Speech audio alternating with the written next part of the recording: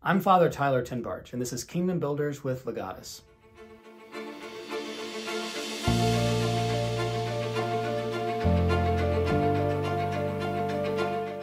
In this weekend's gospel, we hear the story of Jesus being driven into the desert for a temptation.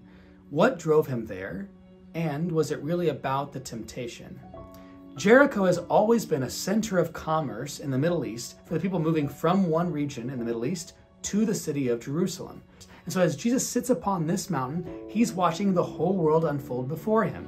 He's seeing shepherds trying to guard their flocks from people snatching the sheep. He's seeing merchants take advantage of people by offering bad deals and pulling the wool over their eyes. He's seeing people move from one place to another, carrying the burdens of their suffering and their sins, asking the Lord to forgive them in the temple of Jerusalem. And he's seeing what he's going to.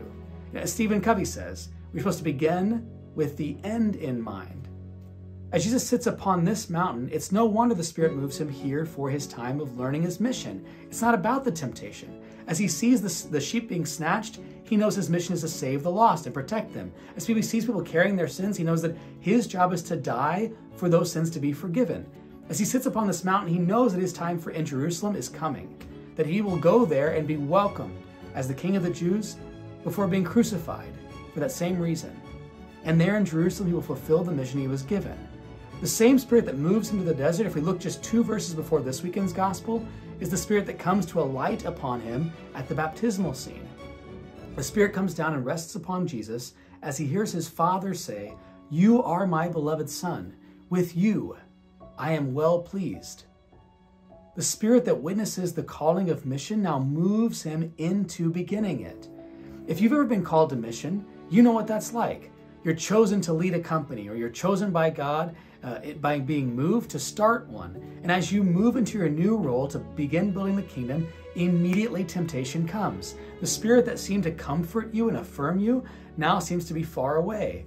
You begin to doubt, or others doubt you. Roads that seemed open are now closed, and same thing with doors.